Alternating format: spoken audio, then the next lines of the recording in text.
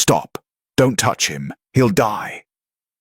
Tessa Jones froze, her weathered hands hovering inches from the boy's face. The rancher's voice cracked with terror, his body trembling as he shielded his son. Blood smeared Camden's eyelids. Something metal glinted beneath the swollen tissue.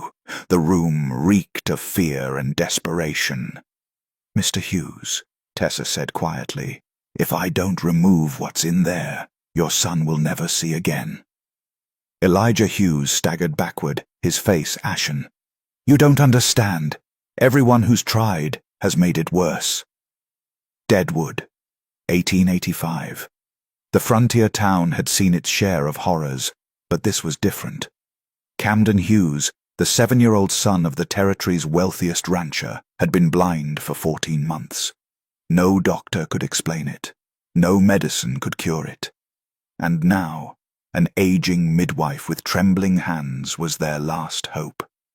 Tessa had arrived 3 hours earlier, summoned by a desperate rider who'd found her tending to a miner's wife in the hills.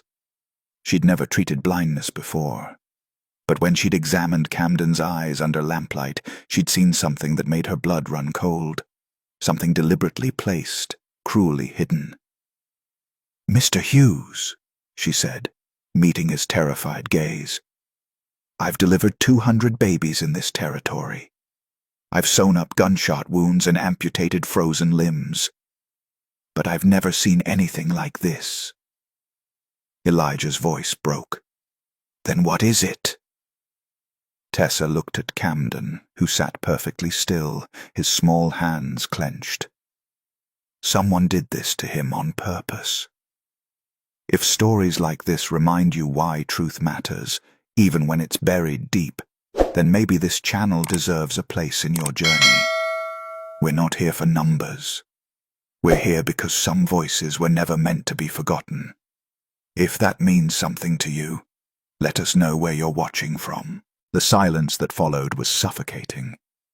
Elijah's face drained of color as Tessa's words hung in the air like smoke from a dying fire. He sank into a chair, his large frame suddenly fragile. "On purpose?" he whispered. "Who would? Why would?" Tessa knelt beside Camden, her voice softening. "Son, I need you to be very brave. Can you tell me when your eyes started hurting?" Camden tilted his head toward her voice. "After the medicine man came. He said he could fix them." Elijah's head snapped up. "What medicine man?" "The one with the black bag," Camden said innocently. "He came when you were in town. He told Mama he was a traveling doctor. He put drops in my eyes. They burned." Tessa's jaw tightened. She'd heard rumors of con men posing as physicians, selling snake oil to desperate families. But this was far more sinister. "How long ago was this?" she asked.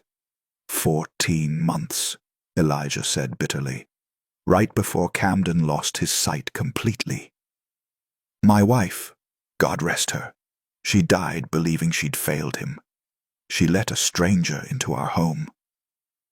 Tessa examined Camden's eyes again with her magnifying lens, angling it toward the afternoon light streaming through the window.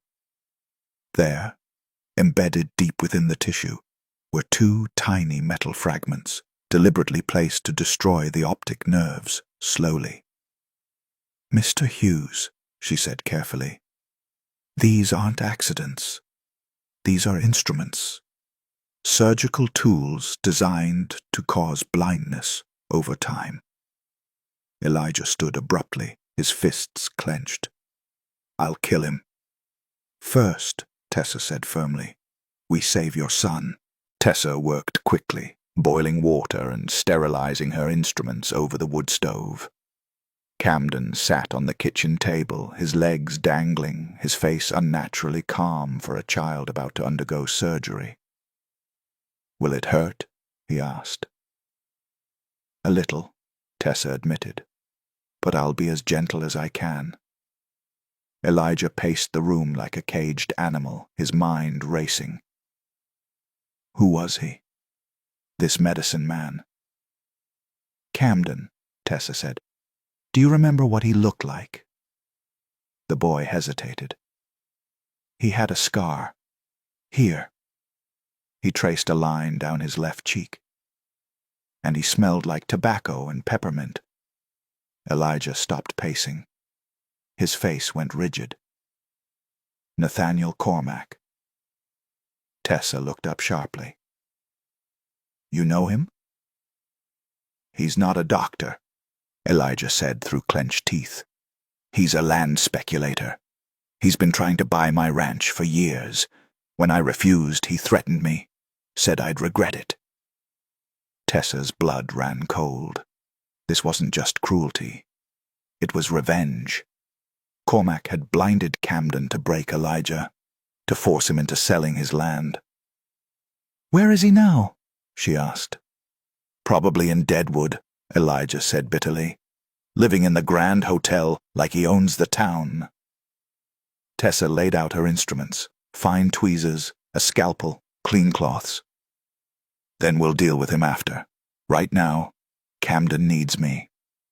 She positioned the boy's head, tilting it toward the light. "Close your eyes, sweetheart. When I tell you to open them, do it slowly." Camden nodded. Tessa took a deep breath and began.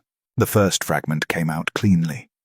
Tessa worked with steady hands, her fingers guided by decades of experience. Camden whimpered once, but stayed perfectly still. Elijah stood behind Tessa, his breath shallow, his fists white-knuckled. "Almost there," Tessa murmured. The second fragment was deeper, embedded in scar tissue that had formed around it. Tessa had to make a tiny incision to access it. Blood welled up, and Camden gasped. "I know, sweetheart," Tessa whispered. "Just a little longer." Finally, the second piece came free.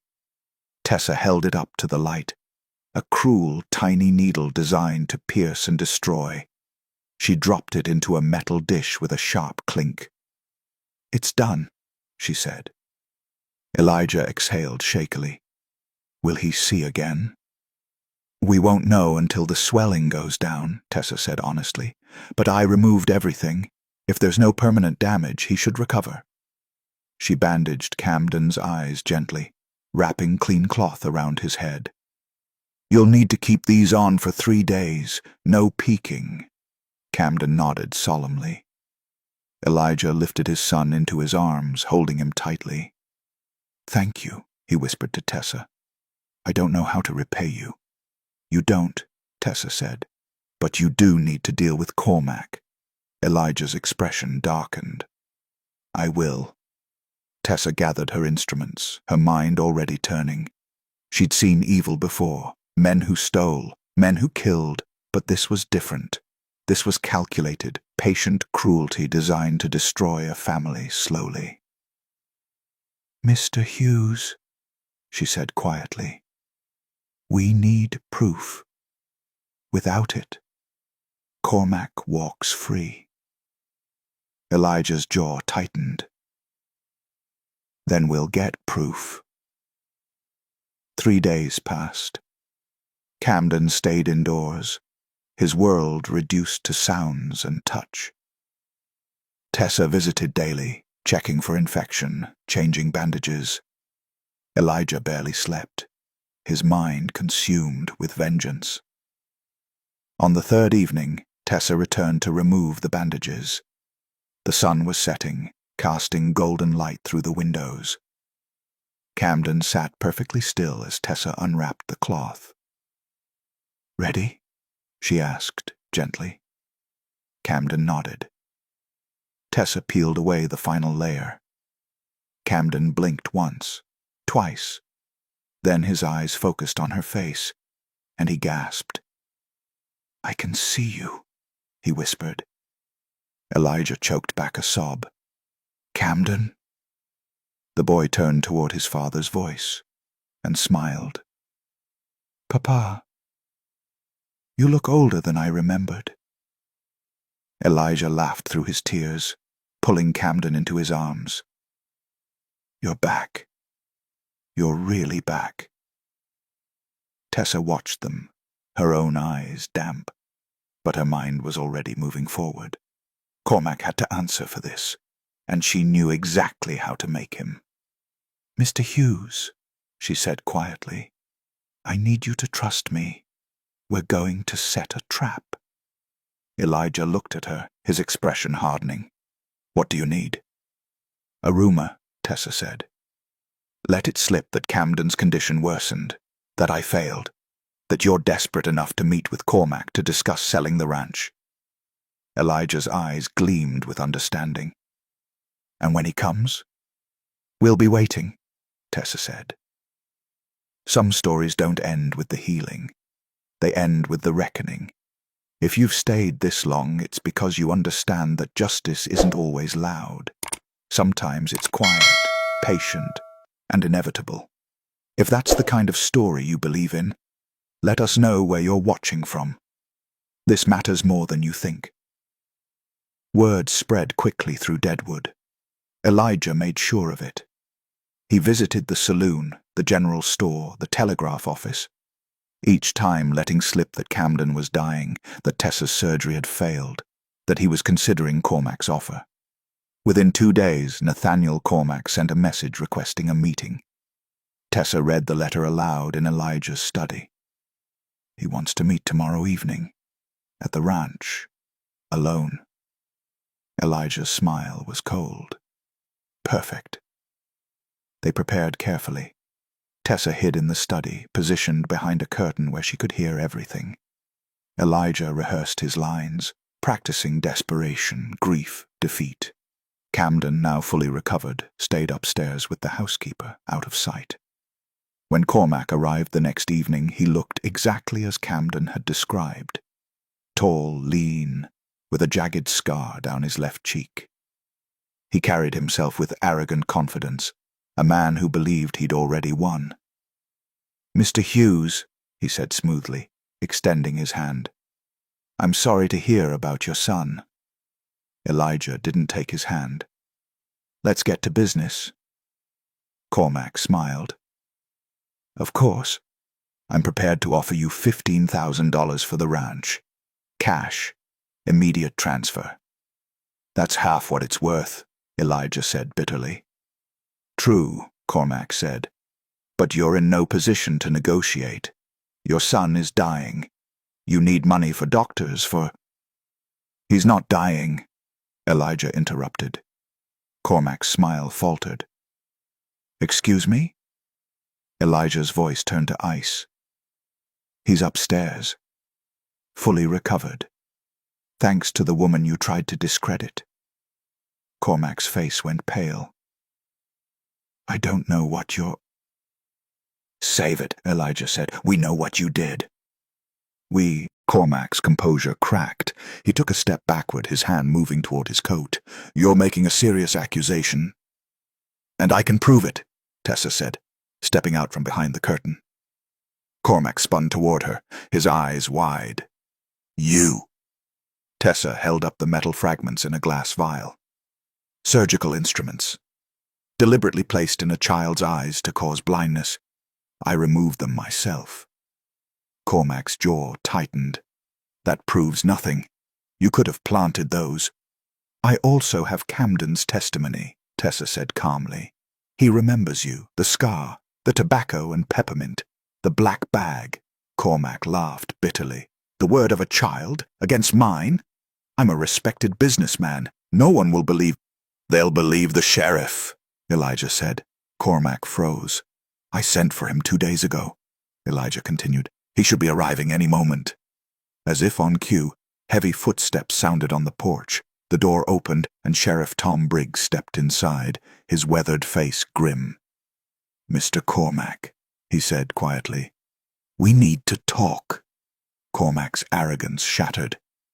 "This is a setup. You can't—" "I can," Briggs said, "and I will. We've been investigating you for months. Land fraud, extortion, now attempted murder of a child." Cormac's face twisted with rage.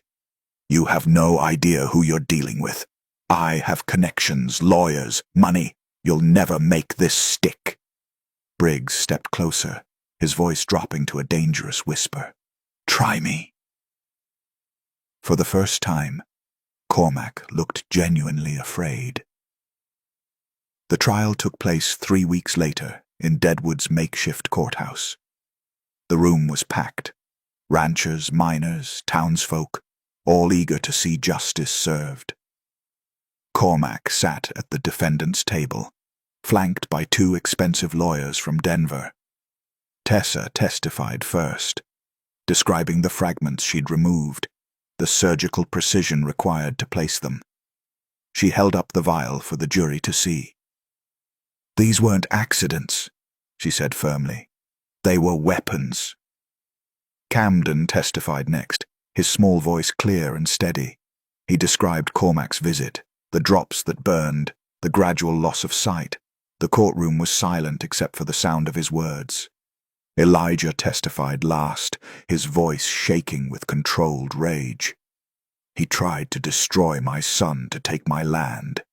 He deserves to hang." Cormac's lawyers fought hard, arguing lack of evidence, unreliable testimony, circumstantial connections.